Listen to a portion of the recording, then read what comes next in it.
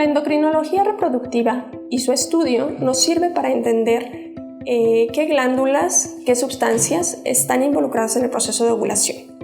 Cuando las secreciones de estas glándulas están coordinadas, nos van a permitir tener una ovulación adecuada. De la forma contraria, cuando alguna de ellas no está coordinada con el resto, nos va a traducir una falta de ovulación y por lo tanto un problema de fertilidad.